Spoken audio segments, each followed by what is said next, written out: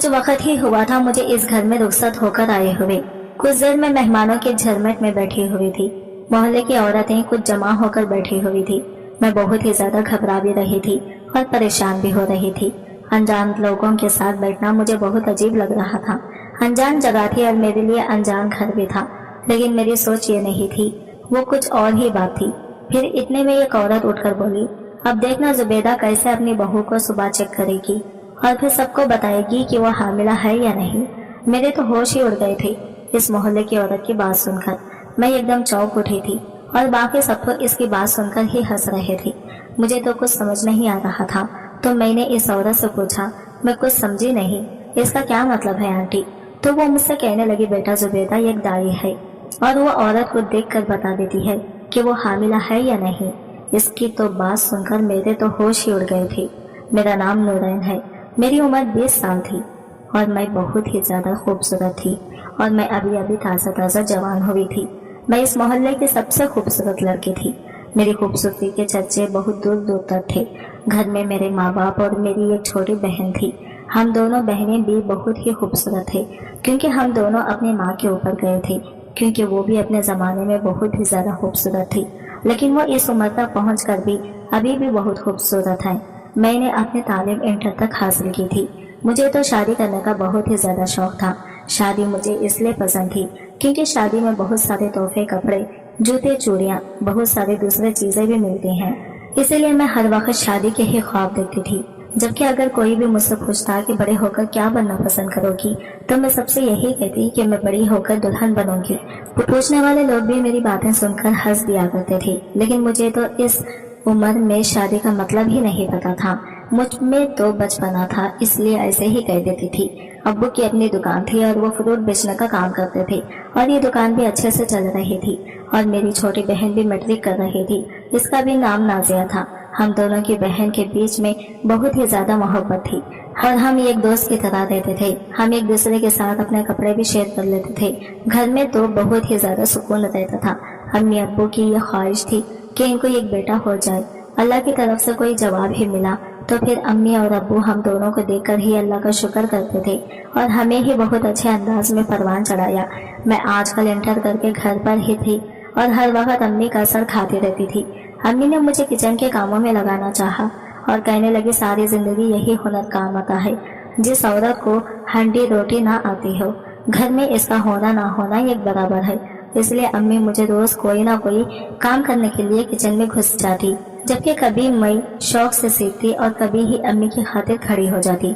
और जब अम्मी मेरी अदम दिलचस्पी महसूस करती तो कहती, नूरैन देखो बेटा, कोई भी काम शौक से करो तो तभी इसकी समझ आती है, वरना सर के ऊपर से सब गुजर जाता है। मैंने अम्मी को यही कहा कि जब सर पर पड़ेगी तो खुद ही सब आ जाएगा। मेरी बात सुनकर अम्मी मुस्कुरा दी। इन्हीं दिनों में अम्मी की तबीयत थोड़ी खराब हो गई। अच्छी भली थी, लेकिन ना जाने क्या हुआ, एक दिन यूं ही बेहोश होकर गिर गई। हमारे तो हाथ पैर फूल गए। हम दोनों एकदम रोने लगे और फिर मैंने अब्बू को दुकान पर फोन करके अम्मी की बेहोशी के बारे में बताया तो अब्बू भागे चले आए और अम्मी को फौरन उठाकर हॉस्पिटल ले गए। पीछे हम दोनों बहनों की जान सूली पर अटकी हुई थी। बार बार रोना आ रहा था और अम्मी का इस तरह बेहोश होना हमारे आसाब पर बहुत भारी पड़ रहा था। अब्बू को गए हुए बहुत वक्त हो गया था और अभी तक अब्बू ने ना तो हमें फोन करके अम्मी की हालत के बारे में बताया और ना ही वो घर आए। जब मुझसे सब्र नहीं हुआ तो मैंने दुकान पर फोन करके पता किया। दुकान पर फोन एक लड़के सलीम ने उठाया। सलीम अब्बू के पास तकरीबन 6 माह पहले ही मुलाजमत पे आया था। देखने में अच्छा, खुश शक्ल और पढ़ा लिखा लड़का लगता था। अब्बू ने बहुत कम अरसे में ही इस पर बहुत एतबार करना शुरू कर दिया था। अक्सर अब्बू को जब बाहर कहीं जाना पड़ता तो सलीम ही सारी दुकान संभालता। अब्बू इससे बहुत मोहब्बत करते और अपने बेटों की तरह ही समझते थे। सलीम के हाथ अक्सर अब्बू घर पे सौदा सलब भिजवा देते। सलीम के फोन उठाते ही मैंने इससे पूछा, सलीम क्या अब्बू दुकान पर वापस आ गए हैं या इनके साथ कोई राबिता हुआ है? अभी तक अब्बू का कोई फोन नहीं आया। मैंने परेशानी से पूछा तो वो कहने लगा, नहीं, अभी तक तो अंकल जी नहीं आए हैं। मैं मालूम करने की कोशिश करता हूँ, आप बेफिक्र रहें। सलीम ने मुझे तसल्ली देकर फोन रख दिया, लेकिन मेरे अंदर की बेचैनी मुझे बैठने नहीं दे रही थी। बार बार अम्मी का ख्याल आ रहा था और फिर तकरीबन 5 घंटों के इंतजार के बाद अब्बू और अम्मी को देखकर मैंने खुदा का शुक्र अदा किया। मैं भागकर अम्मी के साथ लग गई और रोने लगी। अम्मी आपने तो मुझे डरा कर रख दिया था। अब आपकी तबीयत कैसी है, क्या कहा डॉक्टर ने? मैंने एक ही सांस में कई सवाल कर डाले तो अब्बू कहने लगे, बेटा पहले तुम सही से माँ को बैठने तो दो, इसकी तबीयत ठीक नहीं है। मैंने जल्दी से अम्मी का हाथ पकड़कर इन्हें लॉन्च में पड़े सोफे पर बिठाया तो अम्मी बैठकर ऐसे गहरे सांस लेने लगी जैसे बहुत थक गई हो। मैंने अब्बू से पूछा, क्या हुआ अम्मी को? क्या कहा डॉक्टर ने? तो वो कहने लगे, तुम्हारी माँ का बीपी बहुत लो हो गया था, जिसकी वजह से ये बेहोश होकर गिर गई। डॉक्टर ने ड्रिप लगाई है और साथ ही साथ इसने कुछ ताकत की दवाइयाँ दी है। तुम्हारी माँ में ब्लड की बहुत कमी है और इसको बहुत कमजोरी हो गई है, जिसकी वजह से ये बेहोश हो गई थी। इसकी खुराक का खास ख्याल रखना और ये दवाइयाँ हैं, इसको वक्त पे देते रहना। मैं जरा दुकान पर हो आऊँ और देखो तो सलीम क्या कर रहा है। अब्बू ने कहा तो मैंने सब दवाइयाँ अब्बू के हाथ से पकड़ी और अम्मी के कमरे में रख आई। अम्मी वहीं पर सोफे पर ही लेट गई थी, ऐसे जैसे बहुत थक गई हो। और फिर मैंने अम्मी से पूछा, अम्मी आपने कुछ खाना है तो मैं आपके लिए ले आऊं? अम्मी ने सिर्फ चाय ही मांगी थी, लेकिन मैंने खुद ही अम्मी के लिए 2 कबाब फ्राई करके इन्हें खाने चाय के साथ दे दिए और अम्मी से रात के खाने के लिए पूछने लगी। मेरी परेशानी के ख्याल से अम्मी कहने लगी, तुम रहने दो, मैं खुद ही उठकर बना लूंगी। लेकिन मैंने अम्मी के आप मना कर दिया और कहा कि आप अभी कुछ दिन आराम करें और घर की बिल्कुल फिक्र ना करें। और फिर मैंने दाल चावल बनाने का फैसला कर लिया, क्योंकि एक तो ये सब शौक से खा लेते थे और दूसरा जल्दी बन जाते थे। अम्मी चाय पीकर सो गई थी, जबकि नाजिया अम्मी के पास ही बैठकर इनके पाँव दबाने लगी। आज अम्मी की तबीयत ने जो झटका दिया था, जिंदगी में ऐसा मुझे कभी पहले महसूस नहीं हुआ। ऐसा लग रहा था जैसे कि कोई अपना प्यारा दूर जा रहा है, किसी का हाथ अपने हाथ से छूटता जा रहा है। मैं अपने एहसास को बयान नहीं कर पा रही। मैंने जल्द से जल्द दाल चावल बना लिए, क्योंकि एक तो सब शौक से खा लेते थे और दूसरा ये जल्दी बन जाते थे। और फिर बाहर लॉन्ज में अम्मी के पास आकर बैठ गई तो फिर हम लोग इधर उधर की बातें करने लगे हैं। कुछ दिनों में अम्मी की तबीयत काफी बेहतर हो गई थी, दवाइयों ने भी असर किया था और कुछ अम्मी की खुराक भी बेहतर की थी, जिसकी वजह से अब अम्मी काफी बेहतर महसूस करती थी। लेकिन इन दिनों मैंने अम्मी को कोई काम नहीं करने दिया। नाजिया भी जितना हो सकता था मेरी मदद करती थी। और फिर एक दिन अम्मी मुझे पास बिठाकर कहने लगी, मुझे तो पता ही नहीं था कि मेरी बेटी भी बड़ी हो गई है, कैसे इसने जिम्मेदारी से सारा घर संभाला है। मुझे फख्र है बेटा, तुमने अपनी जिम्मेदारियों को समझा। अम्मी ने प्यार से मेरा माथा चूमते हुए कहा तो मेरी आंखों में नमी आ गई। वक्त इसी तरह गुजरता रहा। 1 माह गुजर चुका था और अब मेरे ट्राइडल में एडमिशन शुरू हो गए थे। लेकिन मेरा इरादा एडमिशन लेने का नहीं था, क्योंकि अम्मी की तबीयत ठीक नहीं थी और मैं नहीं चाहती थी कि मैं कॉलेज जाऊं और पीछे से अम्मी की तबीयत और ख़राब हो जाए। लेकिन अम्मी ने ही ज़बरदस्ती मेरा एडमिशन करवा दिया, क्योंकि इन्हें पता था कि मुझे पढ़ने का शौक़ था और मैं फूड एंड साइंस पढ़ना चाहती थी। इसलिए अम्मी ने मेरा फूड डिपार्टमेंट में एडमिशन करवा दिया। मैं रेगुलर कॉलेज जाना शुरू हो गई। सुबह के वक्त हमने रिक्शा लगवाया हुआ था, जबकि दोपहर के वक्त अब्बू मुझे ले आते। मुझे कॉलेज जाते हुए 2 माह हो चुके थे। मैं कोशिश करती थी कि सुबह जाते हुए काफ़ी काम ख़त्म कर जाऊं और कॉलेज से आने के बाद कुछ देर रेस्ट करके मैं शाम का खाना खुद ही बना लेती थी। लेकिन मुझे नहीं पता था मेरी इतनी सादा और आरामदायक जिंदगी में एकदम बोझाल आ जाएगा और मैं इसमें चकरा के रह जाऊंगी। हुआ कुछ यूँ था कि इस दिन मौसम कुछ खराब था। मैं कॉलेज तो आ गई थी, क्योंकि मेरी एक बहुत ज़रूरी असाइनमेंट थी जिससे मैंने जमा करवाना था और आज इसकी आखिरी तारीख थी। लेकिन अब वापसी के ख्याल से दिल परेशान हो रहा था, क्योंकि काफ़ी गहरे बादल थे और बारिश हो रही थी। मैं परेशानी से कॉलेज के गेट के पास ही आ गई थी कि इतने में मुझे सलीम नजर आया। वो गेट के बाहर खड़ा था। इसने भी जब मुझे देखा तो इशारे से बुलाया। मैं चली गई और जाकर इससे गुस्से से पूछा, तुम यहाँ क्या कर रहे हो? तो वो कहने लगा, अंकल जी जरा मसरूफ थे, कुछ मेहमान आए हुए थे, इसी वजह से वो दुकान पर ही रह गए। उन्होंने मुझे आपको लेने भेजा है, मैं आपको लेने आया हूँ, जल्दी बैठें, बारिश तेज हो रही है, हमें जल्दी पहुँचना है। इसने कहा तो मैं फौरन इसके पीछे बैठ गई और यूं बाइक तेजी से चलने लगी। बारिश तो बरस रही थी और मिनटों में मैं भीग चुकी थी। सलीम के साथ बल्कि किसी भी मर्द के साथ ऐसे बैठने का पहली बार इत्तेफाक हुआ था। इसका जिस्म मेरे जिस्म के साथ लग रहा था तो मेरे अंदर एक अजीब से एहसास पैदा हो रहे थे। इससे पहले कभी नहीं हुआ था। मैं थोड़ा पीछे हट गई। मैं अजीब व गरीब ख्यालात सोच रही थी और बार बार इनको झटकती थी। मुझे खुद से शर्मिंदगी महसूस हो रही थी और सोच रही थी कि अगर सलीम को मेरे इनके हालात का पता चल जाए तो मेरे बारे में क्या सोचेगा। इतने में एक स्पीड ब्रेकर आया اور اس پر زوردار جھٹکا لگا۔ اس زوردار طریقے سے اچھل کر سلیم کے ساتھ لگ گئی۔ سلیم بھی کونی آنکھیں سے مجھے بائک کے سائڈ مرر میں سے دیکھ رہا تھا۔ میں نے ایک دو بار محسوس بھی کیا لیکن اگنور کر دیا۔ ایسا لگ رہا تھا آج سفر بھی بہت لمبا ہو گیا ہے۔ لیکن سلیم جلدی ہی مجھے گھر لے آیا۔ میں جلدی سے بائک سے اتری۔ سارے کپڑے بھیگ کر میرے جسم کے ساتھ چپک گئے تھے۔ میں نے کانپتے ہوئے لہجے میں آہستہ سے اس کا شکریہ ادا کیا اور تیزی سے اندر آ گئی۔ دل کی دنیا میں عجیب ہی بدلاؤ آ گیا تھا۔ میں اس وقت اپنے دل کے شور سے ہی گھبرا رہی تھی۔ بار بار ایک تیز کرنٹ جیسا احساس سارے جسم میں دوڑ جاتا تو میں کانپ اٹھتی۔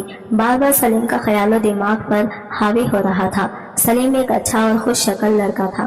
پہننے اوڑھنے کا طریقہ تھا، خوبصورت لگتا تھا، لیکن مجھے اندازہ نہیں تھا کہ وہ اس طرح میرے دماغ پر حاوی ہو جائے گا۔ میں نے خود کو ڈانٹ ڈپٹ کر ان خیالات سے اپنا پیچھا چھڑایا اور اپنے کاموں میں مصروف ہو گئی۔ لیکن مجھے نہیں پتا تھا یہ تو ابھی شروعات ہے۔ رات کو بھی جب میں سب کاموں سے فارغ ہو کر بستر پر سونے کے لیے لیٹی تو سلیم کا خیال ایک دم سے دماغ میں آ گیا اور اس کے ساتھ بائک پر بڑھتے ہوئے جو خیالات اور جو احساسات ہو رہے تھے وہ سب مجھے دوبارہ محسوس ہونے لگے۔ میں پریشان ہو کر اٹھ بیٹھی۔ نہ جانے دل کے حالات کیسے اتنے بدل گئے تھے۔ اسے سوچنا مجھے اچھا لگ رہا تھا، اس کا خیال مجھے اچھا لگ رہا تھا۔ اب اکثر ہی ایسا ہونے لگا۔ ابو جب بھی مصروف ہوتے تو وہ سلیم کو لینے کے لیے بھیج دیتے۔ سلیم کوئی بات چیت نہیں کرتا تھا، بس خاموشی سے مجھے لے کر گھر چھوڑ دیتا۔ آنکھوں میں جیسے ہم ایک دوسرے آہستہ اس کے جذبات سمجھ گئے تھے۔ ہماری بات چیت شروع ہو گئی۔ ہم جھجک کر ایک دوسرے سے باتیں کرنے لگے اور پھر ایک دوسرے کے ساتھ اتنی دوستی ہو گئی کہ راستے میں کہیں رک کر کبھی آئس کریم کھاتے اور کبھی کہیں بیٹھ کر باتیں کرتے رہتے۔ سلیم اب اکثر مجھے کالج سے لینے کے لیے آنے لگا۔ کبھی کبھار ہفتے میں ایک دو بار میں اپنی کلاس چھوڑ دیتی اور سلیم کے ساتھ چلی جاتی۔ ہم باہر کہیں بیٹھ جاتے۔ لیکن ایک دن ہم اسی طرح ایک پارک میں بیٹھے ہوئے تھے تو وہاں پر پولیس والے آ گئے اور سب لڑکے لڑکیوں کو پارک سے نکال دیا۔ مجھے اس وقت بہت شرمندگی ہوئی اور میں نے طے کر لیا کہ دوبارہ اس طرح کبھی پارک میں جا کر نہیں بیٹھوں گی اور سلیم کو بھی صاف منع کر دیا۔ لیکن ہم دونوں کے دل میں ہی بے قراری تھی، دونوں کا ایک دوسرے کے بغیر دل نہیں لگ رہا تھا۔ اور پھر ایک دن سلیم نے کہا کہ پھر ہم ایسا کرتے ہیں کہ کل میرے ایک دوست کے گھر چلتے ہیں، اس کی امی دوسرے شہر گئی ہوئی ہے اور گھر پہ کوئی بھی نہیں ہے۔ ہم کچھ دیر آرام سے بیٹھ کر وہاں باتیں کریں گے، کچھ کھائیں گے پیئیں گے اور پھر میں تمہیں گھر چھوڑ دوں گا۔ پہلے تو میں جھجک گئی لیکن پھر میں نے کہا کہ ہاں ٹھیک ہے، تم اس سے چابی لے لینا تو ہم کل چل پڑیں گے۔ میں نے بنا سوچے سمجھے سلیم کے ساتھ جانے کی حامی بھر لی۔ اگلے دن میں ذرا اچھے سے تیار ہو کر کالج کے لیے نکلی۔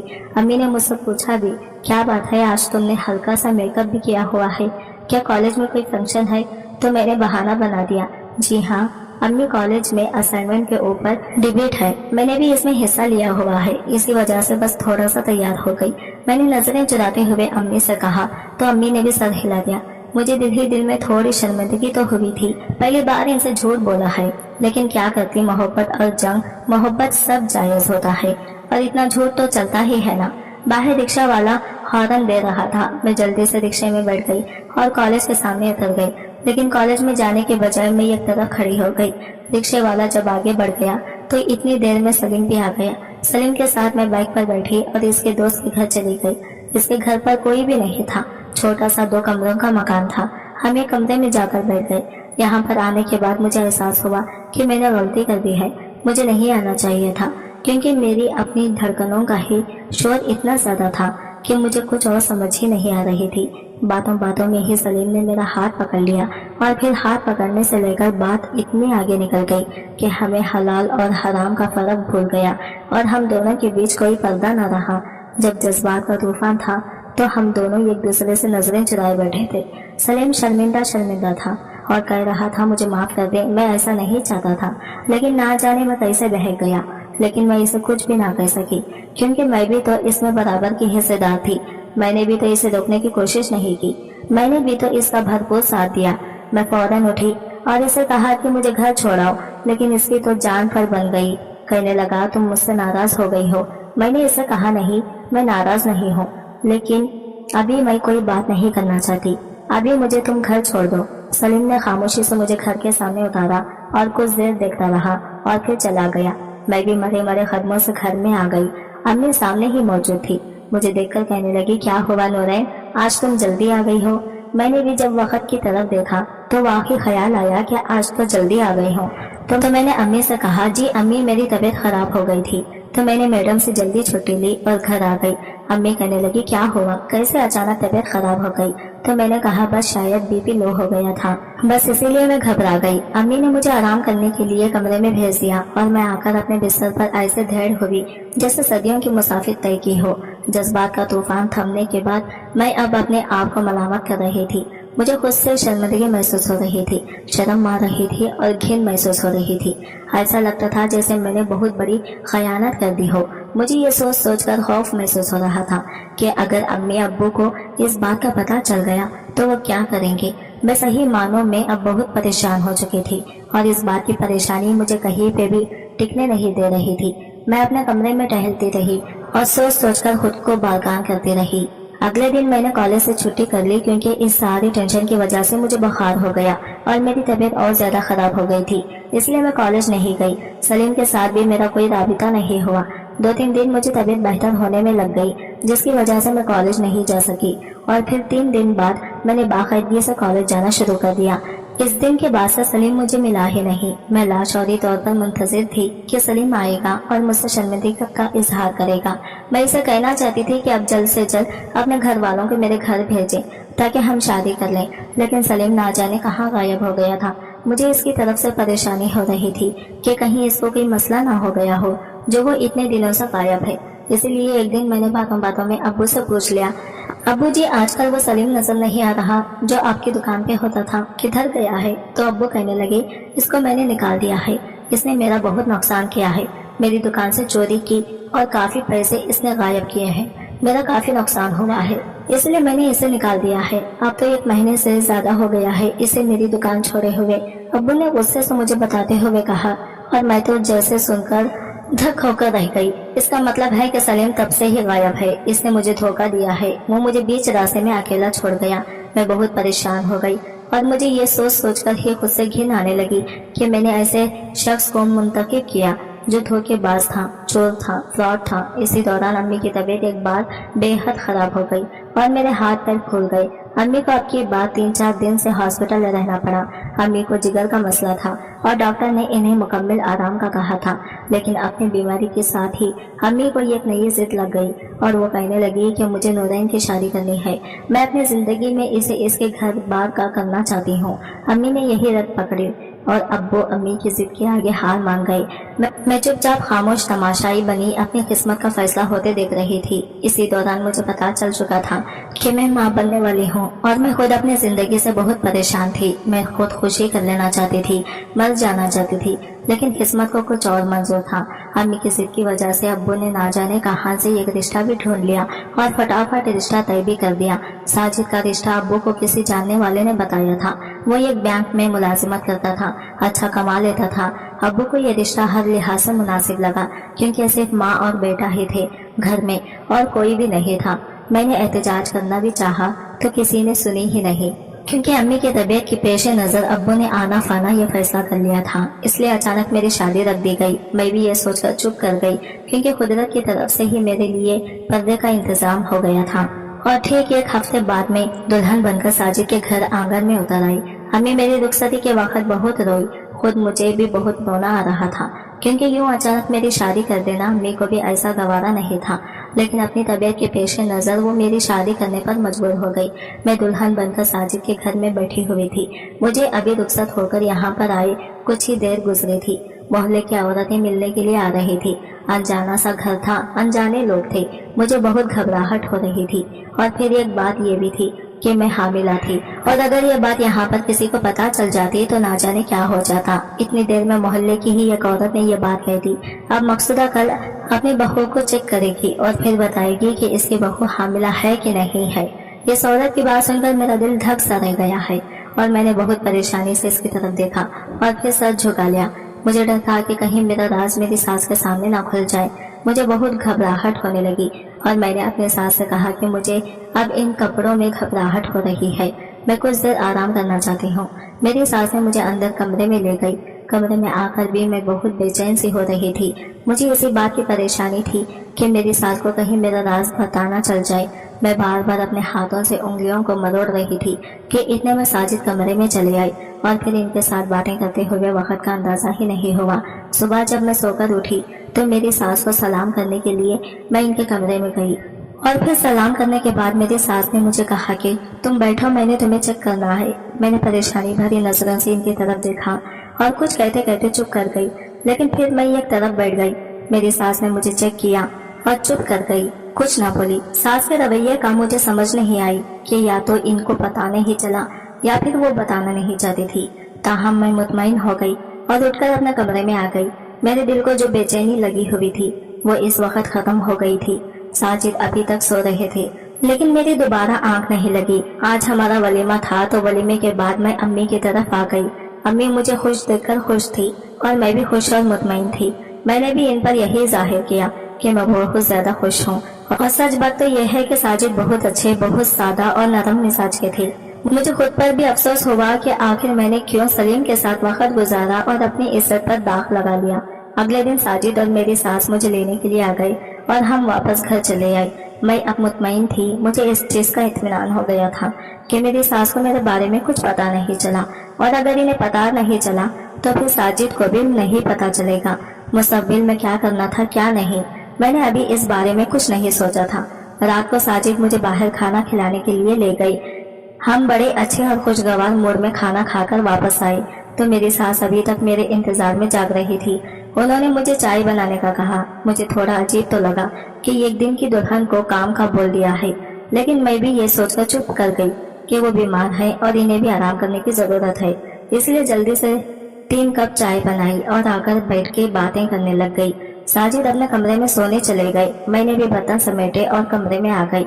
अभी मेरी आंख लगी कुछ देर ही गुजरी थी कि अचानक मुझे ऐसा लगा जैसे मुझे कोई उठा रहा है। मैंने एकदम से आंखें खोली तो ये देखकर मैं हैरत ज्यादा रह गई कि मेरी सास मुझे उठा रही है और मुझे बाहर आने का कह रही है। मैं परेशान हो गई कि कहीं कोई मसला तो नहीं हो गया, इसलिए मैं इनके पीछे बाहर चली आई और आकर इनसे कहा, अम्मी क्या बात है, आप परेशान क्यों हैं और इस वक्त क्या हो गया है जो आपने मुझे उठाया है। तो मेरी सास मुझे कहने लगी कि मेरी तबीयत खराब हो रही है, बहू मेरे पास जरा कुछ देर के लिए बैठ जाओ। मैं इनके पास ही बैठ गई और आहिस्ता आहिस्ता इनके हाथों पैरों को सहलाने लगी और फिर वो मुझे कहने लगी, बहू मैं जानती हूँ तुम हामिला हो, मेरे 30 साल का तजुर्बा है और मैं औरत का पेट देखकर पहचान जाती हूँ। मैं तुमसे ये नहीं पूछूंगी कि ये किस वजह से है, किसका गुनाह है या तुमने किसके साथ मुंह काला किया है, लेकिन मैं तुमसे ये जरूर कहूंगी कि जितनी जल्दी हो सके तुम साजिद को इस बारे में बता दो, वरना जब इसको खुद पता चलेगा तो वो बहुत नाराज होगा, बहुत गुस्सा करेगा और शायद कोई इंतहाई कदम उठा ले। इसलिए बेहतर यही है कि तुम इसे पहले से ही ये सब बता दो। मेरी सास ने जब मुझसे ये अल्फाज कहे तो मैं सर झुकाकर रह गई और कुछ बोल ही ना पाई। मेरी सास ने यह कहकर आंखें मौन ली और मैं चुपचाप उठ के दोबारा अपने कमरे में आ गई। मुझे समझ नहीं आ रहा था कि अब मैं खुद को बेगुनाह किस तरह साबित करूं। मैं कैसे इस बात का इकरार करूं कि ये सब जज्बात के बहकावे में आकर हो गया था। मुझे अब यह सच बताना ही था। अगर मेरी सास को यह सब पता चल गया था तो लाजमी बात है साजिद को भी जल्दी ही ये सब पता चल जाएगा और फिर इनका रद्दे अमल क्या होगा, ये सोचकर ही मुझे झिरझिरी आ रही थी। मेरे दिल को अजीब बेचैनी लग गई थी। मुझे समझ नहीं आ रही थी कि मैं साजिद को इस सब के बारे में कैसे आगाह करूं। सारी रात मेरी आंखों में ही कट गई थी। सुबह जब साजिद सोकर उठे, मुझे इस तरह बैठा देखा तो कहने लगे, क्या बात है, तुम्हारी तबीयत तो ठीक है ना। मैं चौंक के सारी रात इस बात से परेशान हो रही थी। एकदम से रोने लगी और फिर जाने कैसे रोते रोते मैंने साजिद को सब कुछ सच सच बता दिया और आखिर में इनसे कहा, साजिद मेरा गुनाह बहुत बड़ा है, लेकिन ये सब जज्बात के बहकावे में आकर हो गया था। मेरी ऐसी नीयत नहीं थी, इसलिए से माफी मांगती हूँ। अगर आप अपना दिल बड़ा करके मैं आपसे मुझे माफ कर दें तो अल्लाह आपको इसका बहुत बड़ा अजर देगा, वरना आपका जो भी फैसला होगा वो मुझे मंजूर होगा। मैंने आखिर में साजिद के सर फैसला डाल दिया। मेरी बात सुन के साजिद बिल्कुल चुप हो गए और एक लफ्ज ना बोले और फिर उठकर खामोशी से बाहर चले गए। इनके जाने के बाद मैं फूट फूट कर रोने लगी क्योंकि मुझे अंदाजा था कि साजिद का फैसला क्या होगा। इसलिए मैंने चुप चुप अपनी चीजें समेटी और एक बैग में डालकर बाहर आ गई। साजिद ने जब बैग मेरे हाथ में देखा तो कुछ कहा नहीं। मुझे इनके फैसले का अंदाजा हो गया और मैं इसी तरह अम्मी की तरफ चली आई। अम्मी ने जो यूं मुझे अकेला बैग के साथ आते देखा तो वो जैसे समझ गई और इस वक्त तो मुझसे कुछ न पूछा। कुछ देर बाद वो मेरे कमरे में आई और मुझे कहने लगी, मैं जानती हूँ कि तुम यहाँ पर क्यों आई हो। मैं पहले दिन से इस बारे में जानती थी। तुम मेरी बेटी हो और बेटी की हर हरकत पर माँ की नजर होती है। मैंने इसलिए तुम्हारी शादी में जल्दी मचाई थी ताकि वक्त हाथों से ना निकल जाए, लेकिन मुझे नहीं पता था कि वक्त अब हाथों से निकल चुका है। मैंने चौंक कर अम्मी की तरफ देखा और हैदर से पूछा, क्या आपको मालूम था अम्मी? तो अम्मी कहने लगी, हाँ मुझे मालूम था, क्योंकि मैंने तुम्हारे पास डॉक्टर की रिपोर्ट देख ली थी। इसी से मुझे अंदाजा हो गया था, इसीलिए मेरी तबीयत एकदम इतनी खराब हो गई थी। तभी मैंने तुम्हारे बाप से कहकर जल्द से जल्द तुम्हारी शादी करवा दी। अम्मी ने थके थके अंदाज में कहा और चुप कर गई। मैं भी बिल्कुल चुप थी, मेरे पास भी कहने को कुछ ना था। लेकिन फिर अम्मी कहने लगी, मैं तुमसे ये नहीं पूछूंगी कि ये किसका बच्चा है और तुमने किसके साथ अपना मुंह काला किया है, लेकिन मैं इतना कहूंगी, तुम मेरा फख्र थी, मेरा मान थी, मेरा गुरूर थी। तुमने ये हरकत करके मेरा गुरूर तोड़ दिया। अम्मी ने टोटे में कहा तो इस लहजे की कुर्चियां मुझे अपने दिल में महसूस हुई। अम्मी ये कहकर उठकर बाहर चली गई और मैं फूट फूट कर रोने लगी। मेरे लिए तो खुसारा ही खुसारा था। सलीम ने ऐसा धोखा दिया था कि अब मैं किसी को मुंह दिखाने के काबिल भी नहीं रही थी। मेरे दिल से सलीम के लिए बदुआएं निकल रही थी। मुझे अपनी जिंदगी बिल्कुल बेवक्त लग रही थी। मेरा दिल चाह रहा था कि मैं मर जाऊं। मुझे ऐसी जिंदगी नहीं चाहिए जिसमें इतनी जिल्लत हो, इतनी रुसवाई हो। और अभी तो सिर्फ ये बात साजिद और मेरी अम्मी को ही पता चली है, मगर दुनिया को पता चल गई तो दुनिया तो मुझे जीने ही नहीं देगी। रो रो के मैं हलकान हुए जा रही थी। अम्मी दोबारा मेरे कमरे में नहीं आई और ना ही मेरा हौसला हुआ कि मैं उठकर बाहर जाऊं। वो सारा दिन इसी तरह मैंने कमरे में सुस्ती से पड़े गुजार दिया। मुझे लाशौरी तौर पर साजिद का इंतजार था। मेरा ख्याल था कि शायद वो आएंगे, लेकिन साजिद नहीं आई। अगले दिन भी इसी तरह गुजर गया और फिर तीसरे दिन साजिद घर चले आए। इन्हें देखकर मैं जैसे ही एकदम जिंदगी की तरफ लौट आई। वो अम्मी के साथ बाहर बैठे कुछ देर बातें करते रहे और फिर कमरे में आ गए। बेड पर बड़े थके थके अंदाज में बैठे और मुझे देखकर पूछने लगे, कैसी हो? मैंने कहा, अच्छी नहीं हूँ, मैं बिल्कुल अच्छी नहीं हूँ। मैंने आपको धोखा दिया, अपने माँ बाप को धोखा दिया। मैंने वक्ती मोहब्बत की खातिर अपने इतने अच्छे रिश्ते को धोखा दिया। मुझे जीने का हक नहीं, मुझे मर जाना चाहिए। मैं ये कहते हुए अपना चेहरा दोनों हाथों में छुपाकर रोने लगी। लेकिन साजिद कहने लगे, मैं जानता हूँ तुमने जो किया वो इंसानी फितरत से मगलूब होकर किया। मैं तुम्हें इसका सिर्फ इतना ही इल्जाम देता हूँ कि तुम्हें अपनी इज्जत की हिफाजत खुद करनी चाहिए थी। तुम्हें किसी की भी बातों में आकर किसी के साथ नहीं चले जाना चाहिए था। लेकिन अब जो हो गया सो हो गया। मैं तुमसे मोहब्बत करता हूँ और तुम्हें अपनाना चाहता हूँ, इसलिए मैं तुम्हें वापस अपने घर ले जाने के लिए आया हूँ। साजिद ने कहा तो मैंने बेयकीनी नजरों से इनकी तरफ देखा। मेरी नजरों की बेयकीनी महसूस करके वो कहने लगे, हाँ बिल्कुल, मैं तुम्हें घर ले जाना चाहता हूँ। उठो और चलो, घर चलो, अम्मी भी इंतजार कर रही है। मैं साजिद ने यह कहकर मेरा हाथ पकड़ा और मुझे बेड से उठा दिया। मैंने जल्दी से हाथों से ही कपड़ों को दुरुस्त किया और अपना बैग उठा के बाहर आ गई। अम्मी को बता के मैं जल्दी से साजिद के साथ चली आई। अम्मी ने हमें खुशी खुशी रुखसत किया। साजिद के घर आकर जिंदगी रूटीन के अंदाज में शुरू हो चुकी थी। अगर कभी मुझे इस बात का ख्याल आता कि मैंने साजिद के साथ और अपने घर वालों के साथ धोखा किया है और मैं किसी नाजायज बच्चे को देने जा रही हूँ, तो मुझे खुद से बहुत घिन महसूस होती है। लेकिन फिर यह ख्याल आता कि साजिद इस बच्चे को अपनाने को तैयार है, इसलिए मैं बहल जाती। कुछ ही दिन रह गए थे मेरी डिलीवरी होने में। मेरी सास ने सब में यही मशवरा कर दिया था कि मेरी तबीयत ठीक नहीं, मैं बहुत कमजोर हूँ, इसलिए हो सकता है 7वें महीने बच्चे की पैदाइश हो जाएगी। लोगों ने मेरी सास की बात का यकीन कर लिया है, क्योंकि ये एक दाई थी और इनका तजुर्बा बहुत ज्यादा था। आज की रात रगों को काटते हुए दर्द को बर्दाश्त करते मैंने ये खूबसूरत और सेहतमंद बच्चे को जन्म दिया। साजिद ने बच्चे को गोद में उठाकर इसके कानों में अजान दे दी तो मैंने मुस्कुराकर आंखें बंद कर ली। मुझ पर अभी दवाइयों का असर था, अभी बेहोशी से तारी थी, इसलिए मैं दोबारा सो गई। और फिर जब मेरी आंख दोबारा खुली तो मैंने देखा साजिद के पास कोई बैठा बातें कर रहा है। इसकी मेरी तरफ साइड थी। मैंने उठकर इसे देखने की कोशिश की और फिर जैसे मेरी आंखों के सामने सारी दुनिया घूम गई। वो कोई और नहीं बल्कि सलीम था। सलीम को देखकर मेरे चेहरे पर बेयकीनी की कैफियत आ गई और मैंने इसे मुखातिब करके कहा, सलीम तुम यहाँ क्या करने आई हो, धोखेबाज इंसान। मैंने सलीम की तरफ देखकर चिल्लाते हुए कहा तो साजिद हैरानी से कभी मुझे देखने लगे और कभी सलीम को, लेकिन सलीम तो जैसे मुझसे नजरें मिलाने के काबिल नहीं रहा। इसने निगाहें नहीं उठाई। मैं सलीम से कहा, यही है वो धोखेबाज इंसान जिसने तन्हाई का फायदा उठाया और ये बच्चा भी इसी का है। बच्चे के बारे में सुनकर सलीम ने एकदम सर उठाकर मुझे देखा और फिर बेयकीन नजरों से इस बच्चे की तरफ देखा तो मैंने इसे कहा, हाँ यकीन नहीं आ रहा ना, ये बच्चा तुम्हारा ही है। तुम खुद सोचो, मजादार में छोड़ गए थे, मैं कितनी मुश्किलों से यहाँ तक पहुँची हूँ, दुनिया की नजरों से कैसे बचते बचाते आई हूँ। वो तो भला हो साजिद का, जिसने हर मामले में मेरा साथ दिया और हर तरह से मेरी हिफाजत की, वरना तुमने तो मुझे रुस्वा करने में कोई कसम नहीं छोड़ी। मैं ये कहते हुए रो दी, लेकिन सलीम को तो शायद इस बात का अंदाजा भी नहीं था कि इसे कभी दुनिया में ही अपना गुनाह का सामना करना पड़ जाएगा। वो तो हमसे माफी मांगने का जोगा भी नहीं रहा और एकदम उठकर बाहर चला गया। साजिद ने ताज्जुब से सलीम के पीछे देखा, लेकिन खामोश हो रही और उठकर मेरे पास आ गई और कहने लगी, बस नूर, बस करो, आज के बाद तुम इस बात का जिक्र भी कभी नहीं करोगी और ना ही तुम इस बच्चे को सलीम का बेटा कहोगी। ये मेरा बेटा है, तुम्हारा बेटा है, हमारा बच्चा है। अब आज से हम एक नई जिंदगी की शुरुआत करेंगे जिसमें सब अच्छा होगा और एक दूसरे के साथ खुशी खुशी अपना वक्त गुजारेंगे। वादा करो मुझसे।